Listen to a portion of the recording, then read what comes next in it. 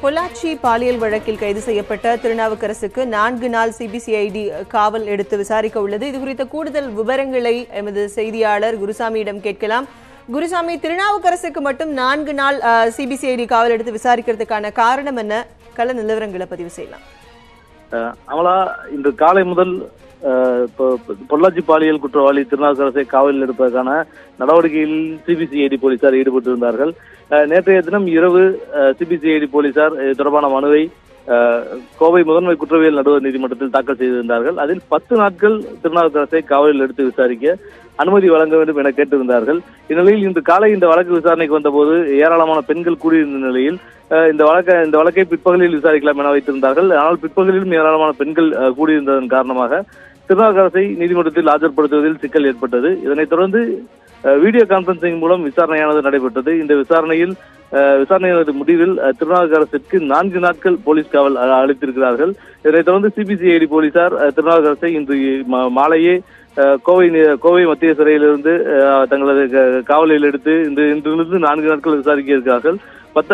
வரும் 19ஆம் தேதி மாலை வரை இந்த விசாரணையானது நடத்தப்பட இருக்கிறது. தொடர்ச்சியாக இந்த 4 நாட்கள் விசாரணை மேற்கொள்வதற்கான அனுமதியை நீதிபதி வழங்கி இருக்கிறார். அதே வேளையில் நீதிமன்றத்தில் கூடியிருந்த வழக்கறிஞர்களை பொறுத்தவரை இதற்கு எதிர்ப்பு தெரிவித்திருக்கிறார்கள். ஏனெனில் இந்த திருநாவுக்கரசு சார்பில் எந்த வழக்கறிஞரும் ஆஜராகவில்லை. அதே வேளையில் பொதுவாக இதுபோன்ற நடைமுறைகளில் இதுபோன்ற ஒரு குற்றவாளியை காவலில் எடுக்கும்போது நீதிமன்றத்தில் ஆஜர்படுத்துவது என்பது கட்டாயம். ஆனால் இந்த வழக்கை பொறுத்தவரை திருநாவுக்கரசை நீதிமன்றத்தில் ஆஜர்படுத்தவில்லை.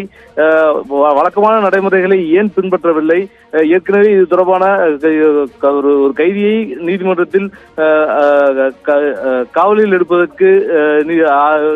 எடுப்பது தொடர்பான நீதிமன்றத்தில் ஆஜர்படுத்த வேண்டும் எனில் அதற்கு கண்டிப்பாக அந்த சம்பந்தப்பட்ட நபரை நீதிமன்றத்தில் ஆஜர்படுத்த வேண்டும். சம்பந்தப்பட்ட நபர் கண்டிப்பாக நீதிமன்றத்தில் ஆஜர்படுத்திய பின்னர் தான் அவருக்கு காவல் வழங்கப்பட வேண்டும் என்ற ஒரு விதி இருக்கிறது. ஆனால் அந்த விதி திருநாவுக்கரசுக்காக மீறப்பட்டிருக்கிறது என வழக்கறிஞர்கள் எதிர்ப்பு தெரிவித்தார்கள். ஆனால் வழக்கறிஞர்களது எதிர்ப்பை நீதிபதி ஏற்றுக்கொள்ளவில்லை. இந்த வழக்கை பொறுத்தவரை திருநாவுக்கரசு சார்பில் எந்த வழக்கறிஞரும் ஆஜராகாததால் அவருக்கு காவல் கொடுக்க வேண்டிய அதிகாரம் தனக்கு இருப்பதால் தற்போது அவருக்கு காவல் வழங்கப்பட்டிருப்பதாக நீதிபதி தரப்பில் தெரிவிக்கப்பட்டிருக்கிறது. இதனைத் தொடர்ந்து இன்னும் சற்று நேரத்தில் திருநாவுக்கரசு சிபிசிஐடி காவலுக்கு எடுத்துச் செல்லப்பட இருக்கிறார். ரமலா, குருசாமி, அங்கு நீதிமன்றத்தில் ஏராளமான பெண்கள் குழுமி இருந்ததாக சொன்னீர்கள். அவர்களுடைய மனநிலை எப்படி இருக்கிறது? அடுத்த கட்ட நகர்வாக இந்த வழக்கில் வேறு என்ன நடக்க வாய்ப்பு இருக்கிறது? இந்த வழக்கை பொறுத்தவரை திருநாவுக்கரசு கோவை நீதிமன்றத்தில் ஆஜர்படுத்தப்படவில்லை. வீடியோ கான்பரன்சிங் மூலம் மட்டுமே விசாரிக்கப்பட இருக்கிறார் என்ற தகவல் வெளியான பின்னர் நீதிமன்றத்தில் குழுமியிருந்த பெண்கள் நீதிமன்ற வளாகத்திலிருந்து வெளியேறிவிட்டார்கள். அதே வேளையில் நீதிமன்றத்தில் இருந்த பெண் வழக்கறிஞர்கள் இது தொடர்பாக நீதிபதியிடம் முறையிட்டார்கள்.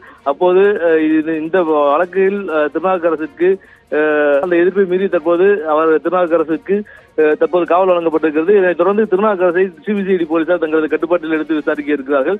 குறிப்பாக இந்த சம்பவம் நடந்த இடம், இதனைத் தொடர்ந்து மற்ற பொள்ளாச்சிக்கு அவரை அழைத்து சென்று எந்தெந்த இடத்தில் பாலியல் துன்புறுத்தல்கள் சம்பவங்களில் ஈடுபட்டார்கள், அதனுடைய பின்னணி என்ன, இதன் பின்னணியில் வேறு யாரெல்லாம் இருக்கிறார்கள் என்பது குறித்தான பல்வேறு கட்ட விசாரணைகள் நடத்துவதற்கு வாய்ப்பு இருக்கிறது. ஏனெனில் திருநாவுக்கரசு கைது செய்யப்பட்ட பின்னர் கோவை மாவட்ட காவல் கண்காணிப்பாளர் ஒரு தகவலை தெரிவித்திருந்தார். அதில் நாங்கள் வேண்டிய அளவு விசாரித்து விட்டோம், எனவே திருநாவுக்கரசை காவலில் எடுத்து விசாரிக்க வேண்டிய அவசியம் இல்லை என்று ஏற்கனவே கோவை மாவட்ட எஸ்பி பாண்டியராஜ் தெரிவித்திருந்தார். இந்த சூழலில் தற்போது திருநாவுக்கரசை சிபிசிஐடி போலீசார் காவலில் எடுக்க இருக்கிறார்கள். எனவே திருநாவுக்கரசை காவலில் எடுக்கக்கூடிய சூழலில் தற்போது இந்த விவகாரத்தில் புதிய தகவல்கள், மேலும் மறைக்கப்பட்ட பல்வேறு தகவல் வெளியாவதற்கான வாய்ப்புகள் இருக்கிறது. இதனிடையே சிபிஐக்கு இந்த விசாரணை மாற்றப்பட்டிருக்கக்கூடிய சூழலில் சிபிஐக்கு விசாரணைக்கு போவதற்கு முன்னரே சிபிசிஐடியினுடைய விசாரணையில் பல்வேறு விவகாரங்கள் வெளியில் வருவதற்கான வாய்ப்புகள் தற்போது ஏற்பட்டிருக்கிறது. அமலா, வீடியோ கான்பரன்சிங் மூலம் நடைபெற்ற விசாரணையில் திருநாவுக்கரசை 4 நாள் சிபிசிஐடி காவலில் எடுத்து விசாரிக்க நீதிமன்றம் உத்தரவிட்டிருக்கிறது. இது குறித்த கூடுதல் விவரங்களை எமது செய்தியாளர் குருசாமி வழங்க கேட்டோம். உங்களுடைய தற்போதைய தகவல்களுக்கு நன்றி குருசாமி.